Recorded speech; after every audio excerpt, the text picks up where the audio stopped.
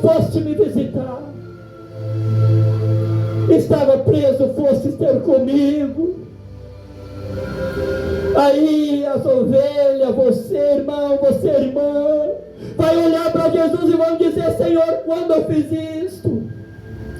Então o Senhor vai dizer: quando fizeste a um destes meus pequeninos. Quando fizeste a um desses meus pequeninos, a mim o fizeste. Mas aqueles que estiverem à esquerda, aqueles que são considerados às vezes as nércias, então hoje o Senhor vai dizer: apartai para o fogo do inferno, porque tive fome e não me deste de comer, tive sede e não me deste de beber, estava com frio, não me vestistes, estava enfermo, não foste me visitar.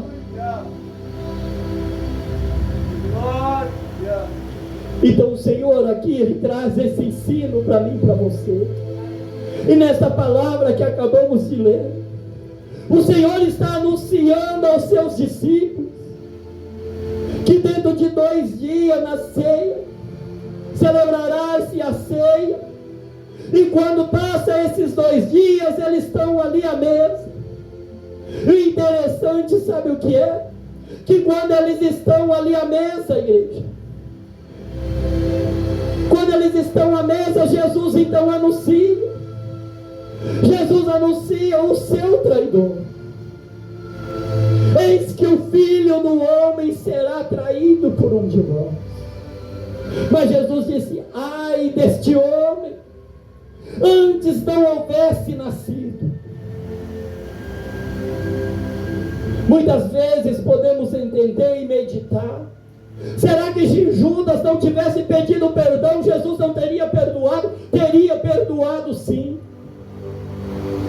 Só que Jesus sabia que ele não ia pedir perdão.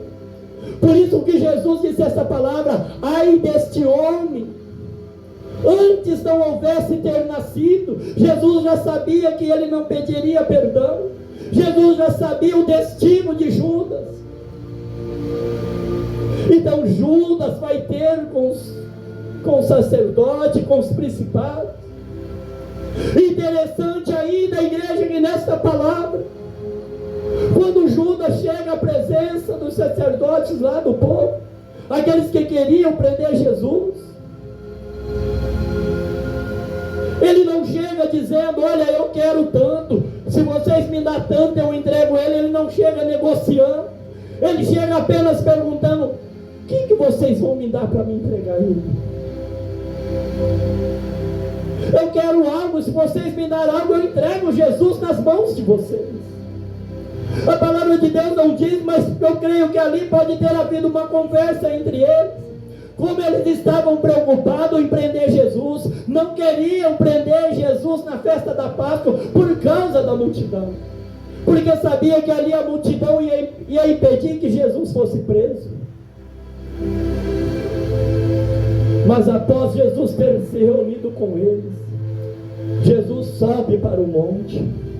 Quando Jesus sobe para o monte, sabe o que acontece? Ele chama Pedro, Tiago e João para acompanhar ele, e pede para que eles ficam ali vigiando 1 hora. Jesus então chega, dobra o seu joelho no monte, começa a se sentir triste. Jesus começa a se sentir angustiado. Jesus começa a suar sangue, gotas de sangue saem do seu corpo. Jesus começa, a igreja, Ramanagassuri, me clama, Ramanagassuri, anda. Jesus começa a ver o seu sofrimento na cruz do Calvário. Aleluia! Jesus começa naquele momento ali no Getsemane, igreja, sentir a dor daquele chicote de arrozais em seus lombos. Jesus começa a ver o seu sofrimento naquele momento. Jesus começa a sentir medo, Jesus começa a sentir angústia.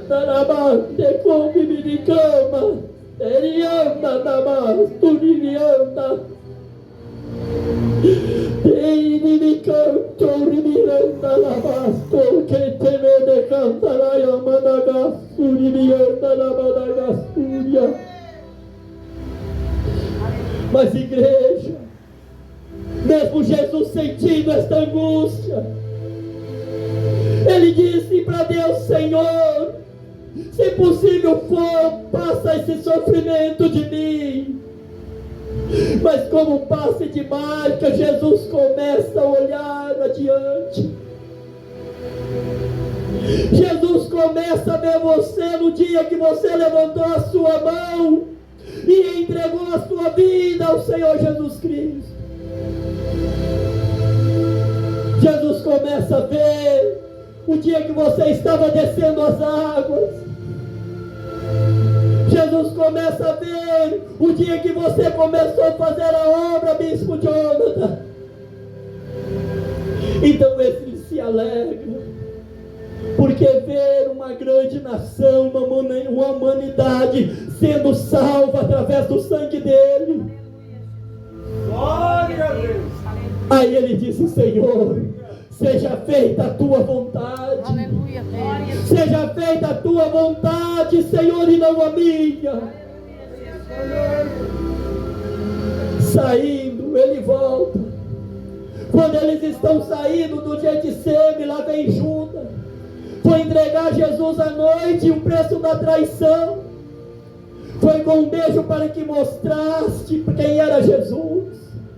Aqueles soldados, todos eles vindos com tocha de fogo na escuridão, porque Judas sabia onde Jesus ia. Judas sabia quando Jesus saía de lá. Mas de repente, amada igreja, Jesus chega e diz: a quem buscais? A quem buscais? E eles respondem: Jesus o Nazareno. Jesus disse: sou eu.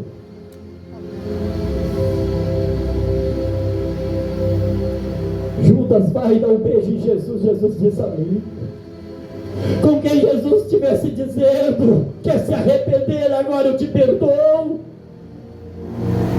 Quer se redimir agora, Judas, eu te perdoo. Mas o seu destino já estava traçado. Jesus é entregue aos principais dos sacerdotes. Jesus é cuspido, igreja. Jesus é injuriado, Jesus é esbofeteado. Quando o soldado, a igreja, batia na cara de Jesus e dizia: profetiza aí quem te bateu. Profetiza aí quem está te batendo, Jesus, se não é o Filho de Deus. Mas como diz a palavra, como uma ovelha muda, ele foi levado ao matadouro. E como ovelha muda, ele derramou o seu sangue inocente para redimir eu e você dos vossos pecados. E quando ele redime eu e você dos nossos pecados, sabe o que acontece? Uma grande coisa, um milagre a qual nós não entendemos, de ter o nosso nome escrito no livro da vida. Para que quando um dia o Senhor bradar nas nuvens, com seus anjos de toque de trombeta chamando,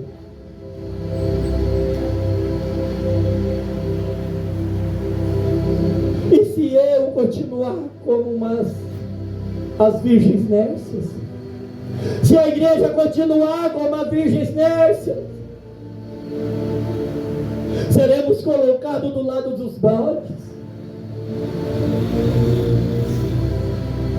Aí não adiantou nada aceitar Jesus, não adiantou nada descer as águas, não adiantou nada pregar, não adiantou nada revelar, não adiantou nada profetizar.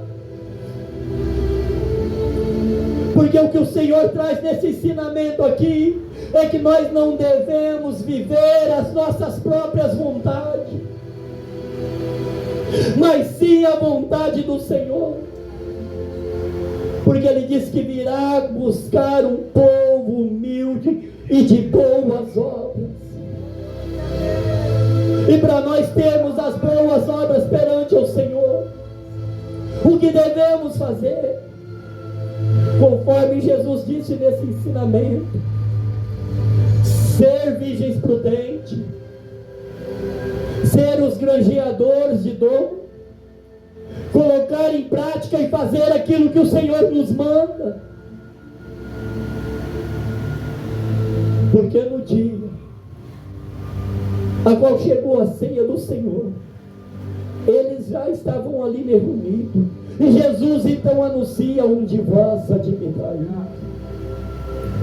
E eles começam todos a se perguntar: sou eu, Senhor? Sou eu, Senhor? Então Jesus diz, João encosta o peito sobre Jesus, pergunta: quem, Senhor? Aquele que mete a mão no prato comigo, esse há de me trair. Mas Jesus ainda declara mais ainda, porque Judas pergunta: por acaso sou eu, Senhor? Por acaso sou eu, Senhor? Jesus disse: tu o disseste. Ali Jesus estava confirmando para todos eles, e Jesus ainda disse: vai, ande logo, faz o que você vai fazer. Como Jesus estava dizendo: agora chegou a minha hora. E na ceia do Senhor, igreja, eles já estavam comendo. Interessante que eles já estavam todos comendo, mas durante eles estão comendo na ceia, Jesus toma o pão. Jesus toma o pão, ora ao Senhor e dá graça. E quando Jesus toma o pão, ora ao Senhor e dá graça, sabe o que eles dizem? Tomai e comei, este é o meu corpo que é partido por vós. Semelhantemente ele pega o vinho e diz: esse é o meu sangue, o cálice da nova aliança. Lá em 1 Coríntios também, no seu capítulo de número 11, versículo de número 26 ou 28, se eu não me engano, ele diz a mesma coisa. Paulo vem dizendo ali da seguinte maneira: olha, porque eu recebi do Senhor. Paulo não recebeu do homem, Paulo recebeu de Jesus, que na noite que ele foi traído, nessa mesma noite da ceia, a qual Jesus anunciou a sua traição, glória a Deus, Paulo vem dizendo na ceia do Senhor que ele tomou o pão, e dando graças, partiu da mesma maneira que diz a palavra aqui: este é o meu corpo que é partido por vós. Semelhantemente ele toma o cálice, o vinho, e apresenta, e diz: esse é o meu sangue, o sangue da nova aliança, do Novo Testamento. Fazer isso sempre em memória de mim, até que eu venha.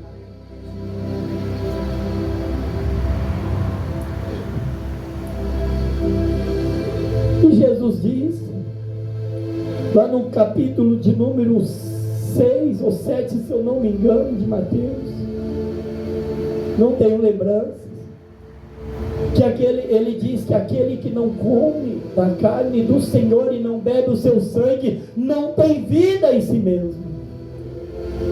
Se eu e você não participarmos da ceia do Senhor, nós não vamos ter vida em nós mesmos. Se eu não tenho vida em mim mesmo, eu não tenho vida em Cristo. Se eu não tenho vida em Cristo, quando Cristo vier nas nuvens para buscar a sua igreja, eu não tenho parte com Jesus. Se eu não tenho parte com Jesus, como eu serei salvo? Como eu herdarei a salvação se eu não quero participar? Se eu não quero congregar? Se eu não quero um pastor para me ensinar? Interessante que todo ser humano, quando quer servir a Deus lá em casa, quer servir a Deus da sua maneira, para aceitar Jesus ele precisou de um pastor. Agora, para congregar ele não precisa do pastor mais. Para ter o ensinamento ele não precisa do pastor mais. Ser igreja, ser virgens, prudente,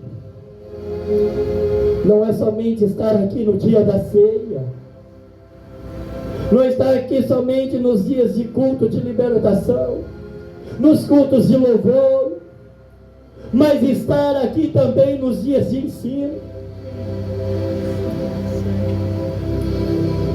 Aí eu não vou no culto de ensino porque eu já conheço a palavra.